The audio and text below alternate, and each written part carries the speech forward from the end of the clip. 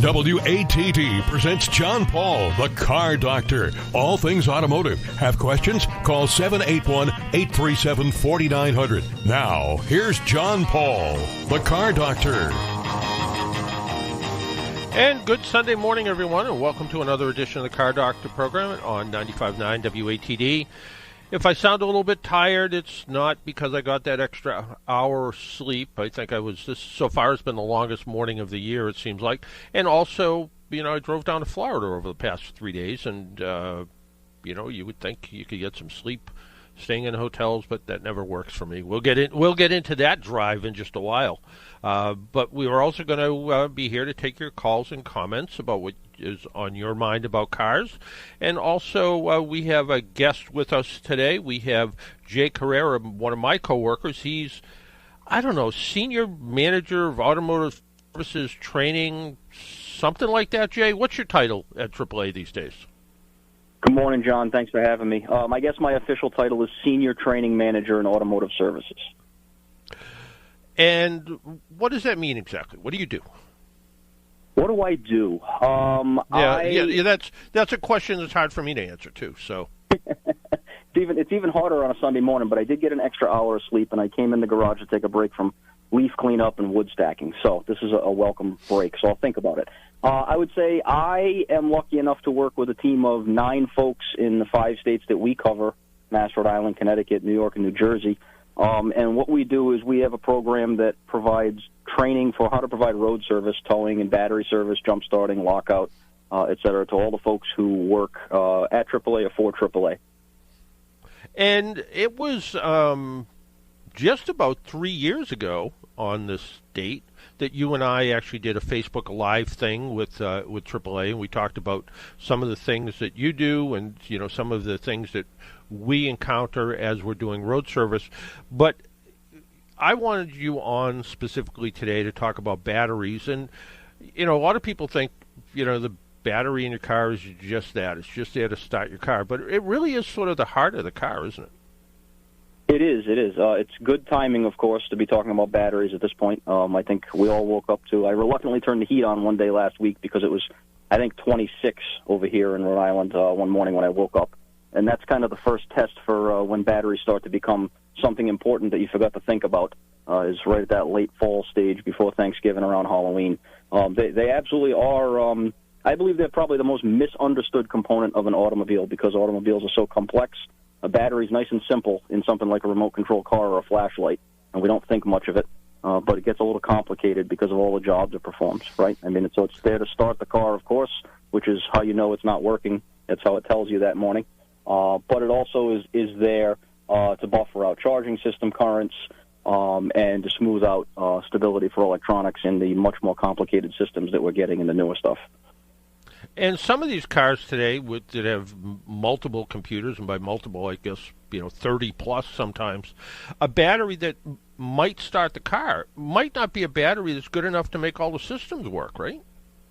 Yeah, and there's actually very different ways to look at that now. And as cars continue to evolve and we get new features and new conveniences and new operational functions of cars, we find new ways that shows itself. We recently had a situation where the car, the battery was good enough in someone's car to start it up first thing in the morning to make a drive, but after about 4 or 5 hours of driving the car with that on-off engine start-stop, when you come to a pause in your driving on the traffic roadway, failed to restart back up again.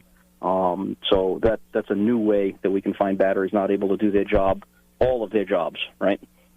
Yeah, no, that's something, people think about the start-stop systems, and they've been sort of led to believe, well, it's got a heavier duty starter in it, it's got a bigger battery in it, this thing's going to last a long time. But at the end of the day, it's a box of electrons that kind of make the car start. And when it starts to fail, you're right, it may have started up the car in the morning, but maybe it's just not taking the charge the way it should anymore. But whatever the case is, and in that case, that start-stop system just became a stop system. It wasn't able to start the car.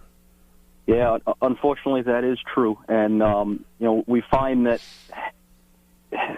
the batteries are so condition sensitive, and now with all of the duties they have to perform, when I was a young kid, and I won't say how old I am, but I'm feeling pretty old nowadays.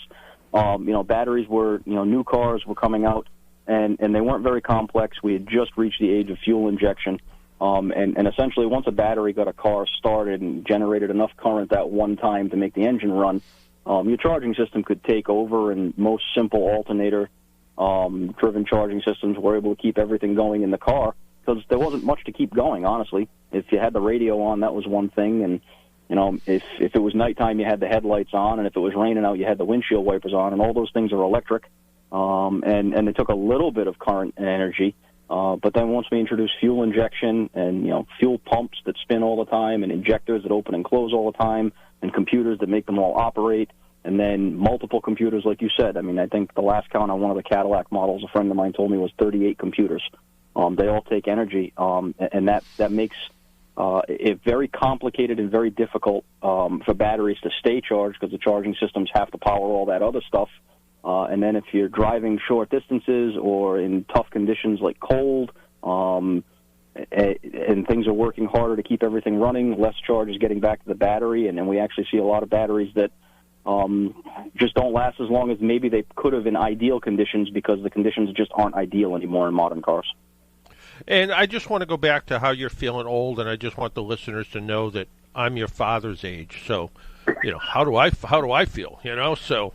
But yeah, but when and I'll go back to when I was young. There was essentially one kind of battery, and it probably came in a rubber case. It wasn't kind of the plasticky cases now, but there is more than one kind of battery out there now, right? Yeah, there's several.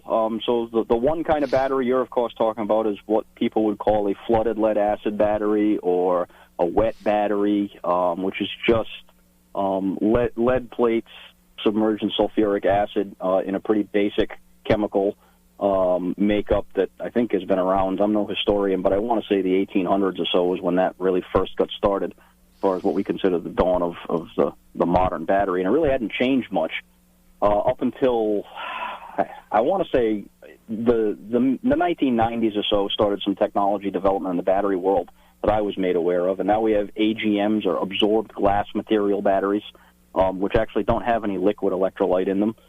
They're kind of, in a simple way, think of lead sponges in a way, with some fiberglass and some other things inside. And they've been around in lots of different forms. A lot of folks might know them in the tuner in the off-road world as Optima spiral cells are the popular, quick remembered brand and style. But now even from that, we have something called an EFB, which is an enhanced flooded battery, which is exactly what it says in the title. It's still a flooded lead-acid battery. It's still made of flat lead plates.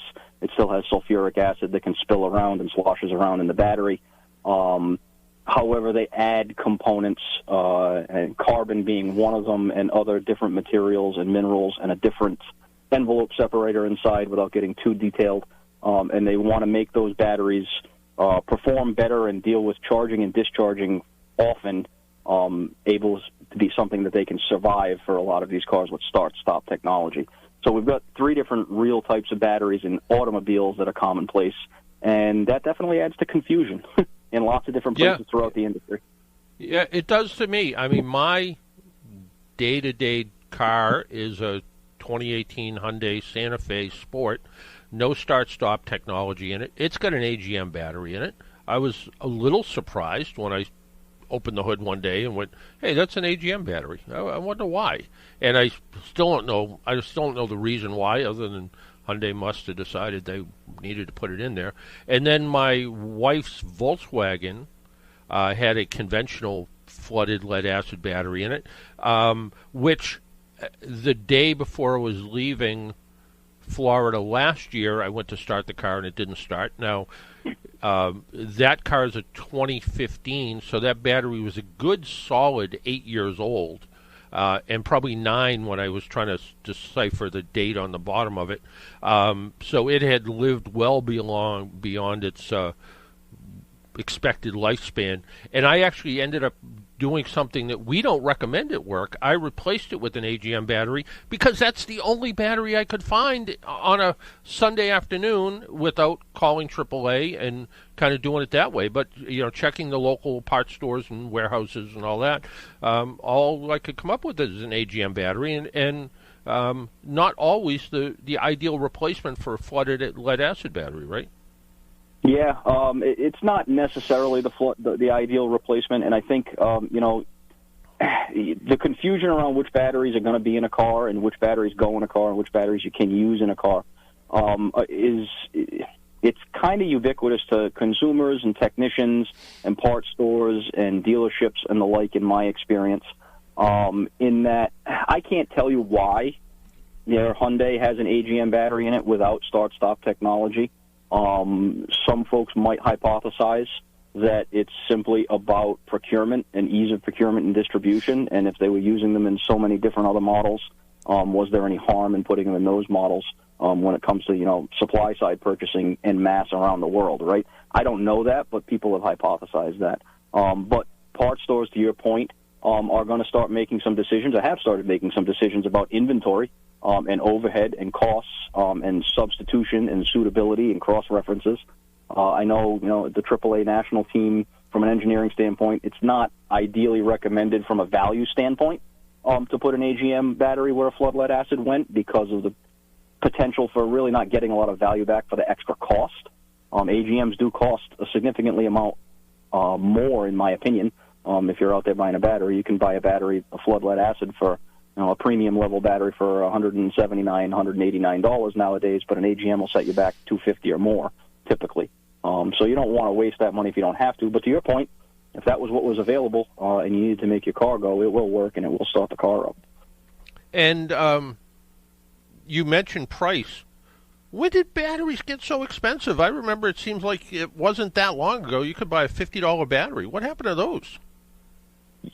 They are out there, actually. So like everything else, what happened to the price of oil and gasoline and milk and batteries and everything else, right? I think in the last decade or so we've seen some significant price increases on everything from milk to houses, batteries included. There are some econo batteries out there, and they do function as a battery and do work. The challenge with those oftentimes is, in my experience, I've found them to either be below the minimum standards for power output that a manufacturer might recommend. Like your Hyundai might require the original cranking spec to be, 630 amps. So let's say cold cranking amps. Yep. And you might find a $59 version of that group size 48 battery that fits there. However, it's got 510 cold cranking amps. That can be due to construction, it can be due to choices in manufacturing, it can be due to age, and so it's been downrated. So it may not meet the minimum standards for your car, unfortunately. And as we talked about a few minutes ago, right, cars are doing a whole lot more than just starting an engine now. They're making a lot of different things happen that require all of that power capacity. Yeah, it really does, and I think this is back to where we started. People don't understand the importance of having the right battery in the car, and even people have come to find out, oh wait, electric cars have a 12-volt battery that makes them go too, and you may in fact have you can have an electric car or a hybrid and a plug-in hybrid car that's going to have a 12-volt battery in it. Absolutely. That becomes another point of confusion when we start talking about what to expect for a battery in a car. A lot of folks refer to if it has start-stop technology, hybrid or electric, it's going to need an AGM battery. Yet there are so many different examples of how that's not necessarily true. But what is true is that you hit it on the head. There's basically a 12-volt battery in every car that's on the road in some fashion. Even Teslas have their own little bit of a proprietary design where they use a different style battery. It's a much lower amp-hour battery with proprietary terminals that bolt on very differently.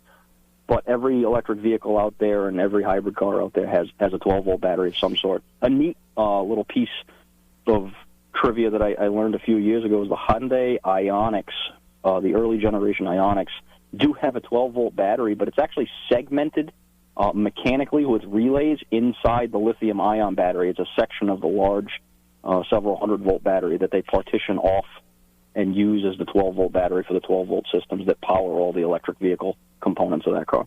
And it can jumpstart itself. It can. It has a button actually on the dashboard for a 12-volt reset, which is a jump start in that case. Yeah, kind of an interesting design. I guess this came up during the height of COVID. People weren't driving their cars very much, and we were seeing batteries that were just discharging because the car would sit for a month or so. Off-season battery storage is real important. You can't, if you have a fun car that you have for the summertime, or maybe you have, some off-road vehicle, or maybe just the opposite, you have your winter car that you start to think about getting out this time of year. Battery maintenance in the off-season is important too, right? Absolutely. And as I said, I'm sitting in my garage at my house where I have, I'm fortunate enough to have several old cars that I've had for many, many years. And I also have a motorcycle and, believe it or not, a lawn tractor. And all of them have 12-volt batteries in them, and all of them have on them a battery tender, just an automated, super low current, between 3/4 of an amp and an amp and a quarter battery minder that just I plug in, and those cars don't get used very often. The lawn tractor doesn't get used very often, but there's nothing more frustrating than going to use your lawn tractor and having a dead battery. So years and years ago, I made the commitment for $30 to buy a battery tender for that and leave it on it. And it's critical that you keep things charged up for two reasons. One, you want it to work when you go out to use it and turn the key to start the engine. And two, not charging the batteries and letting them go dead and then recharging them when that happens after a jump start and then allowing that to happen again 6 months later is really, really bad for the insides of plates of that battery. Batteries will deteriorate and what's called sulfate very quickly, and you'll lose a lot of capacity in the life of a brand new battery quickly after 4 or 5 cycles of fully discharging it below about 11.7 volts and then bringing it back up again.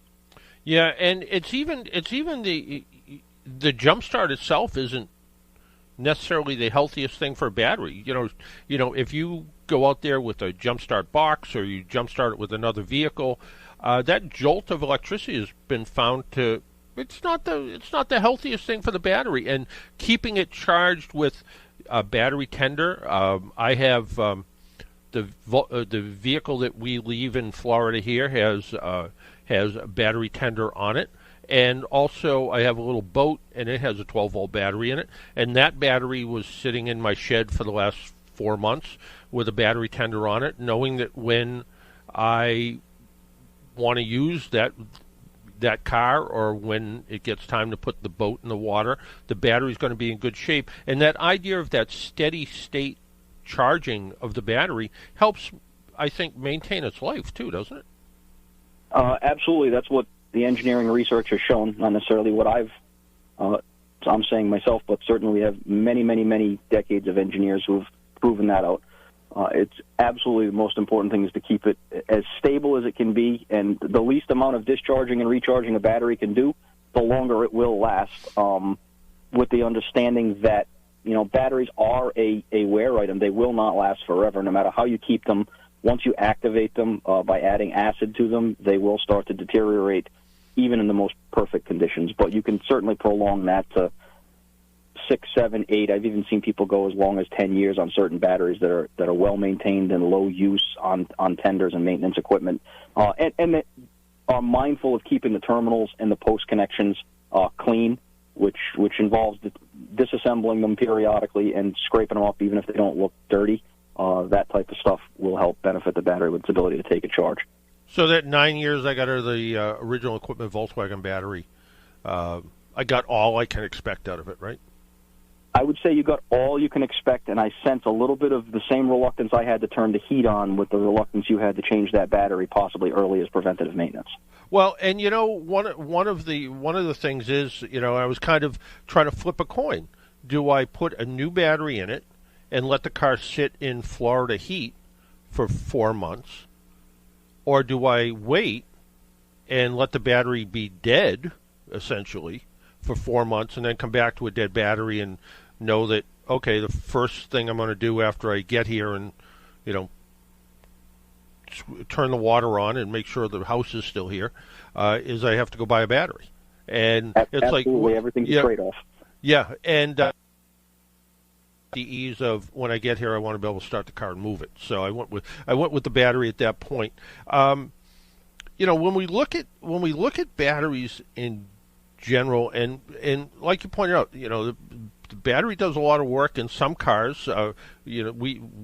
I saw a rash of Subaru owners that were not happy because their cars' batteries were going dead pretty regularly, and Subaru, in its ultimate wisdom, the way the charging system profile was set up, didn't in fact charge the battery all the time. To maximize fuel economy, it would shut off the charging system. Where when I first looked at the very first alternator system or whatever the case was, that alternator charged the battery more or less all the time. Yeah, it would, the voltage regulator would, manage it. But in the Subaru profiles, it literally, it's a flat line at some point. And then if you happen to just be that kind of driver that kind of maximizes that, you end up with a battery problem. And Subaru sort of fixed it by changing the charging system profile and also putting a battery in with more reserve capacity to handle the multiple computers that are staying on when the car's off. So again, those batteries do a lot. So battery quality is important.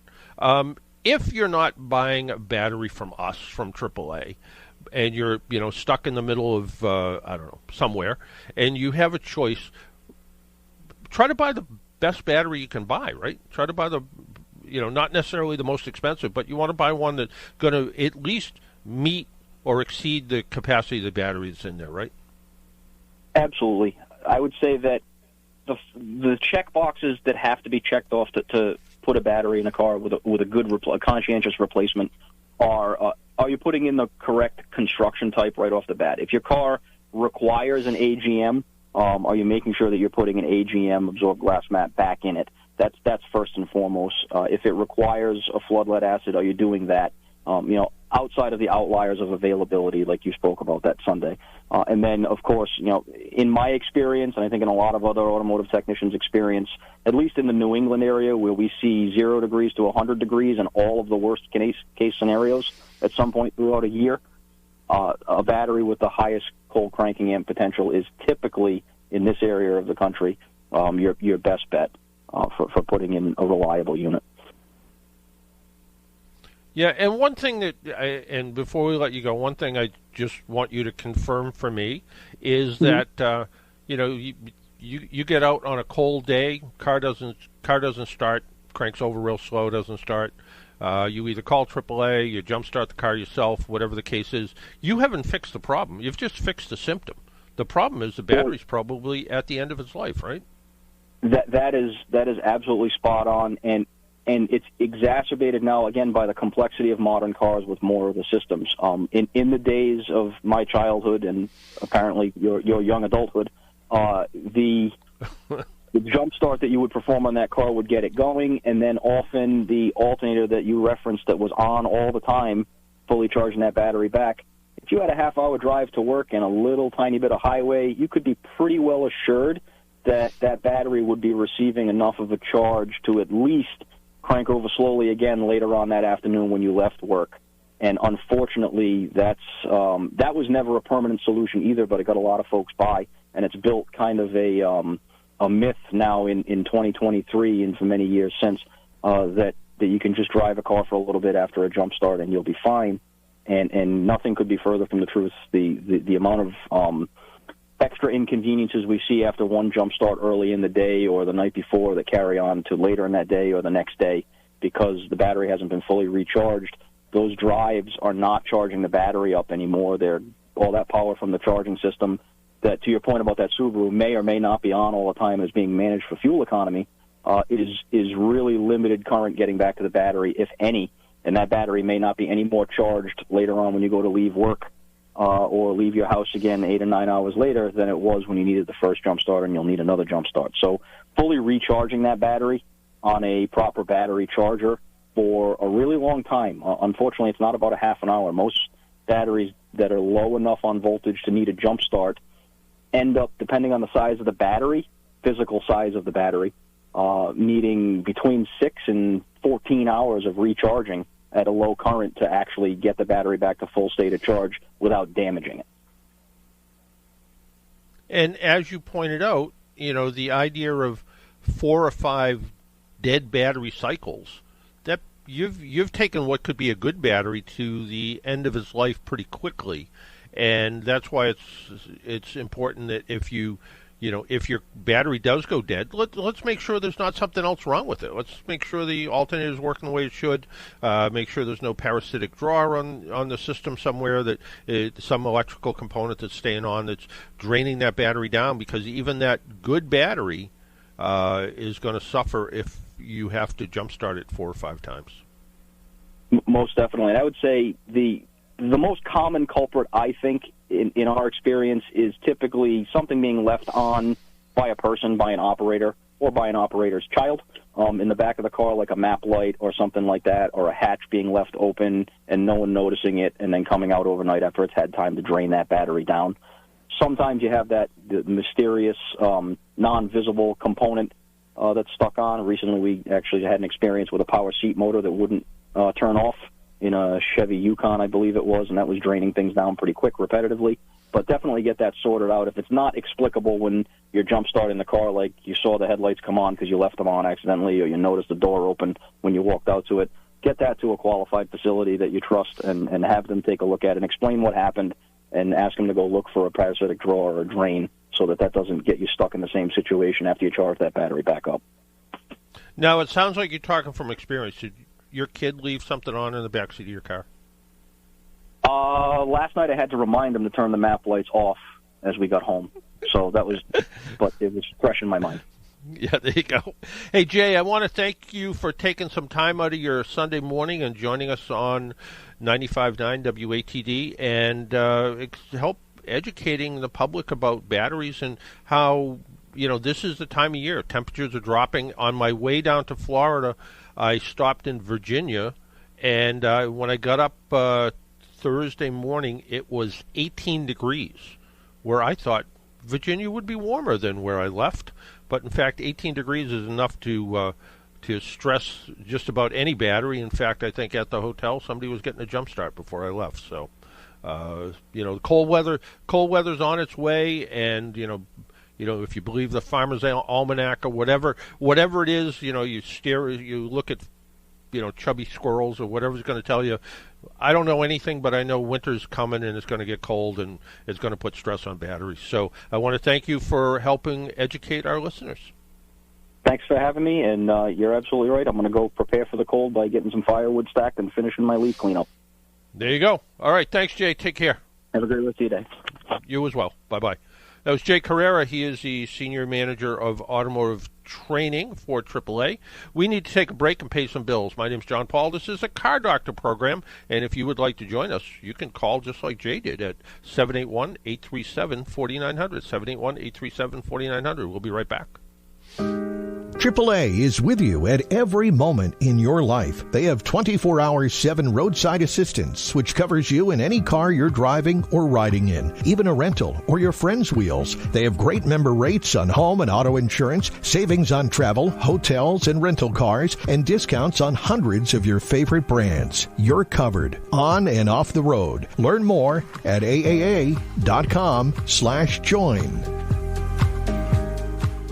Quirk Kia South, offering the same great customer sales and service you expect from a Quirk dealership. Come in, browse their well-stocked lot, and drive home in a brand new Kia, like the 2023 Kia Forte or the 2023 Kia Sportage Hybrid LX. And the Quirk Service Department will be available to you for the lifetime of your vehicle. Quirk Kia South works for you. Quirk Kia, 923 Plain Street, Marshfield, just off Route 3 at the new exit 27. Visit QuirkKiaMarshfield.com. Quirk works to save you money.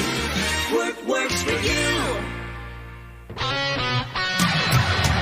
Talk radio with a South Shore point of view. Hi, I'm Kevin Tocci. Join me tomorrow for Monday Night Talk, where the South Shore comes to talk. tomorrow night after the 6 o'clock news here on 95.9 WATD.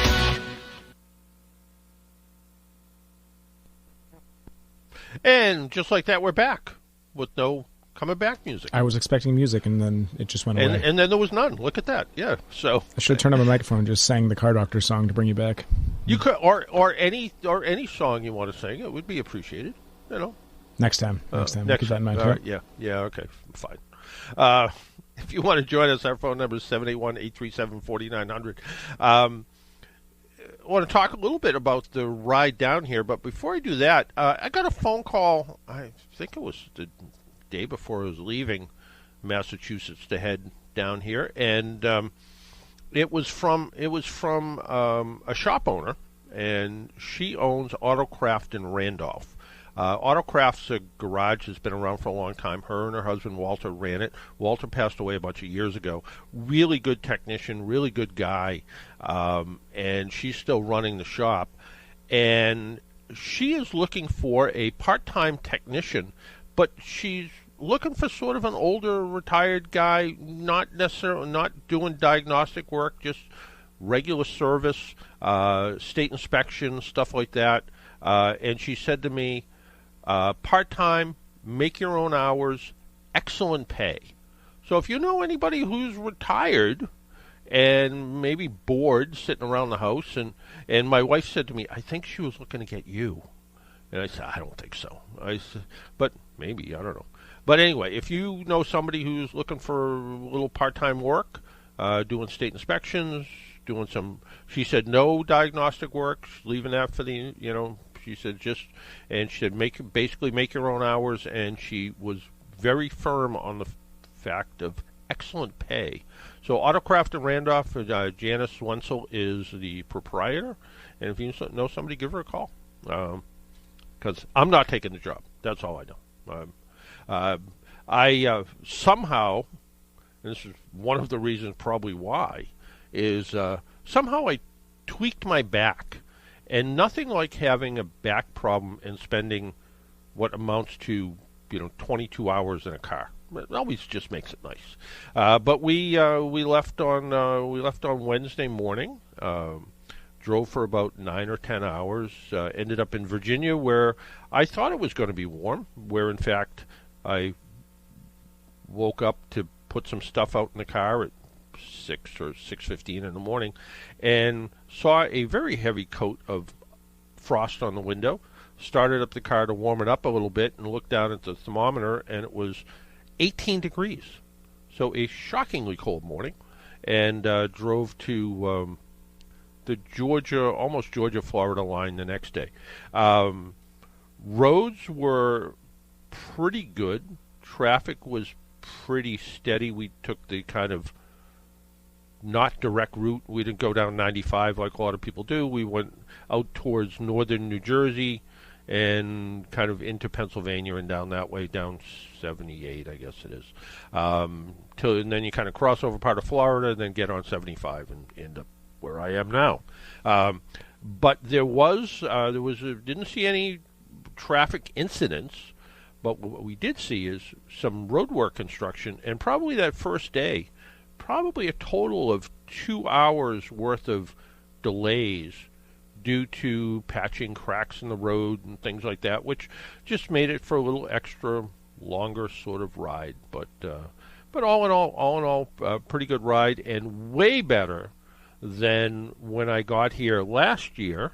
We didn't get here. We got here a couple weeks earlier because last year was the hurricane, and where there was a lot of damage to the area that I live in. In fact, the Weather Channel people were literally in our driveway just about. But a lot of damage to the homes around me. My house was livable, which was nice to see, but it still had a ton of damage. I mean, the floors were damaged, the air conditioner was damaged, every ceiling had a wet spot in it. Fair amount of damage, but I was able to do a lot of it and put it back together, as opposed to other people that are not. People have replaced their homes down here. It's a mobile home park. They've But that hasn't gone as smooth as it should either. A lot of people have new homes either sitting in their lots, not put back together yet. So delays continue with them as well. So, but things are progressing. So it was kind of nice to come here and find that really the only thing I had to really worry about was uncover the car that we keep here, see if the battery tender did its job and kept the battery fully charged, which it did, and start it up and go on to get some stuff done and work around the house and get the house back to the way it's supposed to be. So that was good. So we were able to do that. Some of the mail that came in this week was some pretty interesting ones. A coworker of mine actually sent me an email and said, "Hey, can you send me the procedure for replacing a fuel tank fill on a 2011 GMC Sierra 1500 pickup truck?" So I was able to do that. I'm assuming the fill tube is either rusted out or collapsed or something, which is why he's doing it. There are about 20 steps or so to take this out, and it includes removing the gas tank to get to it and all that sort of stuff. There is some flexible connections, but it looks like you're taking the tank out mostly to do it anyway. So, and if people have, they're looking for a little bit of procedural sort of stuff. What do I do if I want to do this sort of thing? We can always try to send that information out to them as well. Somebody said to me that they wrote to me and they have a 2011. Well, in the subject line of the email, it says they have a 2011 Sonora with an oil consumption issue. Well, I believe they meant Sonata, Hyundai Sonata, and that was the issue. And it was they said they're using between 5 and 10 quarts of oil between oil changes, which is a ridiculous amount of oil to use between oil changes. And they're using high mileage oil, which between filter changes. And they have changed the PCV valve a few times. They haven't done anything else. I was told by the dealership that these engines have a lifetime warranty as long as the engine is clean inside. Not really true. They have a warranty on the block in case some of these engines, and it affected a wide variety of makes and makes of Hyundai and Kia vehicles, so I guess makes and models. And due to some debris that ended up in the engine, it would a rod bearing would fail, and the engine would start to knock. And the technical service bulletin they put out for it originally was they put an extra sensitive knock sensor in that would normally listen for pinging, and if the engine starts to knock, it would turn on the check engine light to keep the engine from exploding, and it would put it into a sort of low power mode so you could safely get off the road with it. So they didn't really fix it. They just said, we're going to let you know when it's going to blow up, kind of thing. The oil consumption issue was a separate issue. And on some of these vehicles, the piston rings would gum up. And the fix for that, or the attempted fix, was to run a bunch of cleaner through the engine that's supposed to free up the stuck piston rings and improve the oil consumption. Whether it works or not, I was talking to somebody at a Hyundai dealership and asked them about it, and they said they haven't seen any where it's actually worked the way it's supposed to. Now, is it because they didn't do it right? Maybe, I'm not sure, but it certainly was, interesting to say they haven't seen any. And in some cases, Hyundai, if it was using more than a quart of oil in 1,000 miles, Hyundai was putting new engines in. In fact, one of my former coworkers contacted me because he had very similar issue, less than 100,000 miles on the car, which is what the Hyundai regular warranty would be anyway. And they had the engine consumption test done. The first time they said it was normal, And then he was still putting a ton of oil in. He was buying a 5-quart jug of oil and putting oil in it. He with a little bit of coercing, I guess, we got the car back into the dealership where they did another oil consumption test, which was something that I had suggested and got Hyundai to agree to. And the first time it used a quart of oil in about 1,100 miles. And they topped off the oil. And then he was smart enough to say, let me drive another 1,000 miles with a full engine of oil. And all of a sudden it was down 2 quarts of oil. Or 2.5 quarts of oil. So in fact, the first quart of oil got used up kind of at a normal-ish amount. And the second time, in 2,000 miles, it went through 2.5 quarts of oil in basically 1,000 miles. So it ended up to the point where Hyundai agreed to replace the engine. So there you go. So is Hyundai going to do anything with this one? This is a 2011 car. Chances are probably not, and it doesn't sound like they've been to the dealer other than the dealer said it basically has a lifetime warranty. Again, that's for connecting rod failure, not the oil consumption issue. The oil consumption issue is just from the standard 10-year, 100,000-mile warranty, which is 2011 is 2 years out of warranty. So chances are probably not, but maybe they have a good relationship with the dealer, and the dealer can work to get something done for them. Somebody else wrote to me and said they had a really good email. They have I own a 2012 VW Passat. It's a 2.5 5-cylinder. They bought it new. It's been fairly dependable. Certainly has its quirks. And he says, don't get me started, haha. For the last 5 years now, it has intermittently been turning on a check engine light for a code P0106. There were never any performance issues other than some odd transmission downshifting, usually when coming to a downhill stop. Now the car does this on most slower speed stops, accompanied by a lunking noise. Not sure what that is. I was also relieved to find it wasn't a transmission issue per se. I bought a $100 Actron OBD scan tool a while back, and as I like to do my own maintenance myself, if I can, then the scan tool manual states a P0106 is a map barrow circuit range performance test. Various Google searches from 2019 mention a code as a problem with a clogged mass airflow sensor, which is all that the search turned up. When I first tried YouTube, I found a clip showing the code had something to do with the mass airflow sensor. It had me remove the engine cover, remove some secondary cover, and the cover housed a rubber donut diaphragm and a spring in an enclosure. It used some vacuum hose as well. I bought the new donut part in anticipation of finally fixing the issue. When I inspected the existing donut, it was perfectly fine, no tears, no holes.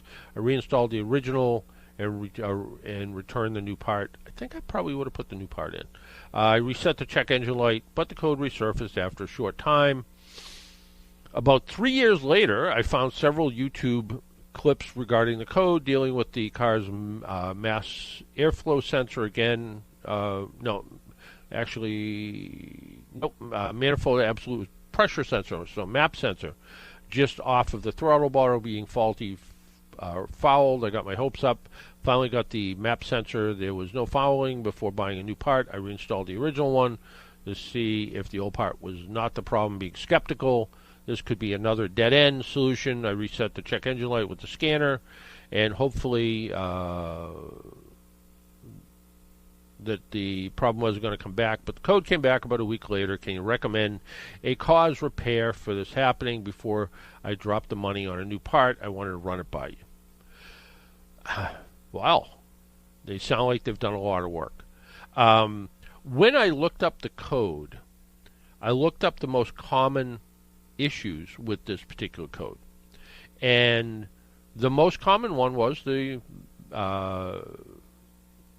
manifold air pressure sensor. So the MAP sensor was the most common issue. Because you're only using a scan tool and not a more sophisticated scanner, you can't really read the real-time data, which would probably help. The second most common issue is the valve cover itself has got a problem, so it's not letting the engine breathe properly. Throttle body, the intake air pressure sensor was also a problem. Back to that positive crankcase ventilation valve diaphragm, that's that rubber thing they were talking about. That is also in the list of problems. And the throttle body is an issue. And then lastly, the engine intake manifold, not very common, but the most common by a long shot is replacing that manifold air pressure sensor. So maybe take that shot on the map sensor and replace it and see what happens. Again, without being able to look at real data, it's a little hard to do. When we were talking to Jay, we were talking about all the computers in cars, and I think I may have mentioned this once before. Cape Cod neighbor, she has a Chrysler Sebring convertible, an older one, 2008, 2009, and I heard it chugging, and I said to her, "What's up with the car?" And she said, "I don't know, it's got the check engine light on, it's doing all kinds of stuff." So I went over with my scanner, and I just said to her, "Can I just check it? Maybe if it's something simple, we can just get it running better," hoping it was a bad spark plug or something. But it came up with a misfire. Most common issue, probably a fuel injector on that car, not a spark plug. And coils were replaced on this car at one point because they're all Napa coils. The fuel injector, you have to take the manifold off, so it wasn't anything I was going to fix. But also, besides the check engine light for performance, there were at least a dozen other codes that popped up for different little computer modules in the car, most of them having to do with the power top. It's a convertible, and it has a fairly sophisticated power top. It's not a hard top, but it's fairly sophisticated power top with a lot of little doors and things that open and close, and a ton of codes on that. So I asked her what she wanted to do with it, and she said probably nothing. She said probably going to just try to sell it and get it taken care of. So again, having the right kind of scan tool can be very helpful. So something where you can see data rather than just a code that pops up. That code will lead you in a direction, but you really want to look at data. And a lot of people use lab scopes now to try to check for different things. Bit more sophisticated. Can you work without it? Yeah, you can. Somebody else wrote to me and said they had a very simple question. They said, "Is there one leather cleaner you like for seats that you prefer? Is there one over another?" And I've always had good luck with Meguiar's products. I always think they just do a good job. They whether it's their wax, their scratch remover, they don't seem to overpromise. I've become a big fan of Meguiar's waterless car wash and wax. There are times that it's just not practical to get out a hose and wash your car, where if it isn't caked with winter salt, which you need to wash off, but if it isn't, you can get out there, and if it's just dust and some light dirt, it literally floats the dirt to the surface. You need to use, go out there with half a dozen microfiber cloths and spray the surface, kind of get the dirt off, wipe it off with another cloth. You'll go through a few cloths because you don't want to use that same cloth that's got grit in it trying to clean the car. But waterless car wash and wax from Meguiar's I've had good luck with. They make something called Ultimate Leather Detailer, which I think is a good leather product. I don't have anything with leather in it. Our cars have pleather, so sort of a pretend leathery stuff, which is where I use the Meguiar's products. And I did use it to clean my shoes. Also, Griot, which I've never pronounced it right, I guess. I always thought it was Groit's products, but it's pronounced Griot. They make some good products as well. Tend to be a little bit pricier. They have a waterless car wash. I purchased it last year because I couldn't find the Meguiar stuff. A little bit more money. You get more in the bottle. I don't think it works quite as good. It's good though. It still does a good job. So I would go with those as far as good products. Why don't we take another break, pay some bills? Our phone number 781-837-4900 if you want to call in pipe in with a question. And also, interesting news, Sullivan Tire, who's been a supporter of this program off and on over the years, just put out a notice the other day that they're selling the company to their employees, which is a pretty neat thing. I guess Paul and Bob Sullivan are going to stay on, and there's a president of the company who runs the company now, but it's going to be an employee-owned business, where I guess this is all going to happen after the first of the year. And if the employee stays there for 6 years, they'll be fully vested in however all that works, however all the stock sends out there. And that somehow doesn't surprise me, that they were a company that really looked at things like, they still did Christmas clubs. They rewarded their technicians that got ASE certifications, and they had a dinner with it. They're a very family-oriented company, so the idea to kind of put the company in the hands of their employees, pretty cool thing, actually. Why don't we take that break? My name's John Paul. This is the Car Doctor program. You're listening on 95.9 WATD, your South Shores radio station. We'll be right back. AAA is with you at every moment in your life. They have 24/7 roadside assistance, which covers you in any car you're driving or riding in, even a rental or your friend's wheels. They have great member rates on home and auto insurance, savings on travel, hotels, and rental cars, and discounts on hundreds of your favorite brands. You're covered on and off the road. Learn more at aaa.com/join. Don't miss one of the nation's best traditions, America's hometown Thanksgiving celebration in Plymouth. This nationally ranked Thanksgiving celebration kicks off Friday night, November 17th at 7 with the Plymouth Philharmonic Orchestra. Saturday morning, the Thanksgiving Parade's opening ceremony begins at 9:30 at Plymouth Rock at 10. That's where the parade begins. It features historically accurate, chronologically displayed floats, nationally recognized drum and bugle corps, reenactment units from every period of American history, and military marching units. Also on Saturday, enjoy waterfront activities for the family, the Portal to the Past, Reenactment Village, a beer and wine garden, and the Children's Pavilion. Grab a bite to eat along Food Truck Alley. Saturday evening brings America's best performing drum and bugle corps reunion concert at Memorial Hall. Free shuttles from the Kingston MBTA every 15 minutes Saturday. Don't miss the annual Harvest Market on the waterfront on Sunday. America's hometown Thanksgiving celebration, November 17th through the 19th on the Plymouth waterfront. Visit usathanksgiving.com for more information. Hi, this is Liz Loans. Tune into Twilight Showcase Radio, hosted by Sandy Stride and Keith James. Visit twilightshowcase.org. Twilight Showcase, tonight from 8 to 10 on 95.9 WATD. Make an appointment Sunday morning at 11 for John Paul, the Car Doctor, on 95.9 WATD. Now, back to the Car Doctor.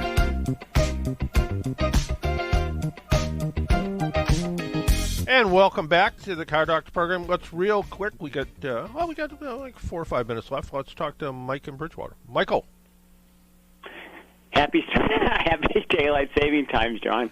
I know it is. And I wish I could say that I got that extra hours of sleep, but I don't. And it's going to get dark early, so I don't know. Yes.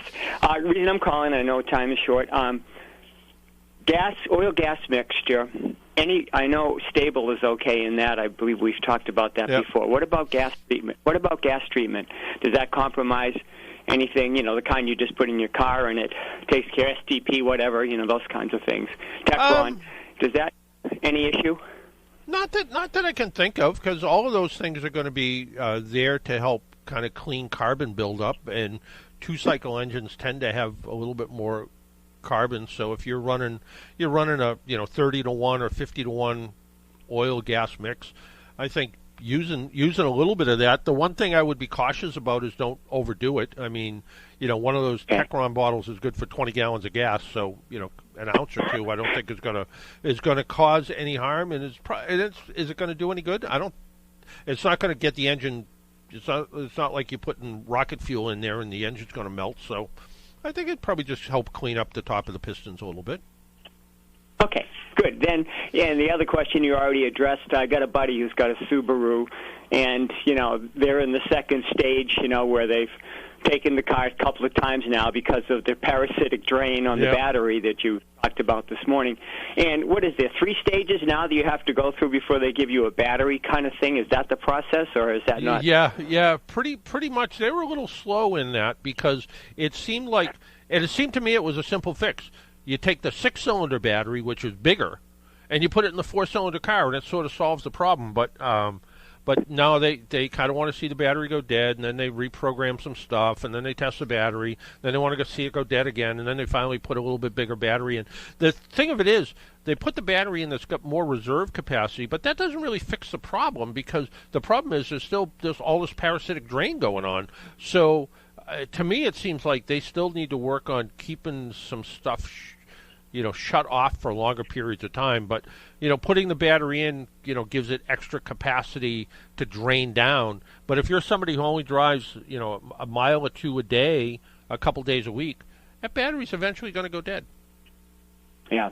Thanks. I'll pass it along to him because we've been back and forth, about it. So thank you. And I appreciate the information you give. I thank you, and I'm glad that you're back in Florida, escaping the weather from this area up here. Thanks again. I appreciate that too, and hopefully there'll be no hurricanes, no bad things going on, and be able to relax a little bit, which would be nice. So I appreciate you calling in, Michael. Thank you.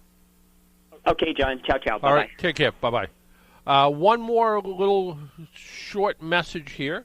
And that is, somebody said they heard me mention cars without spare tires. They have a Tesla, and they purchased the spare tire that I talked about, which is a temporary spare. And they said they like the idea. It takes up a little bit too much room. But on the other hand, they went through Modern Spare, which is a company that makes these tires it's a full height tire. It's just skinny. So he described it as like a fat motorcycle tire. He puts it in for trips. It just makes him feel more comfortable. He used it once because he hit a curb with one of his original tires and ended up it was flat, couldn't fix it. So, and I get even a little bit more paranoid. I carry a plug kit with me and a 12-volt compressor just to air the tires back up. So, just in case. Hey, that music means we need to go. I want to thank Jesse for keeping everything intact at his end. And until next week, make sure you wear your seatbelt, drive safely, be good to your car, and if you see an emergency vehicle by the side of the road or construction or anything like that, slow down or move over. It saves lives. Talk to you all next week. Bye-bye.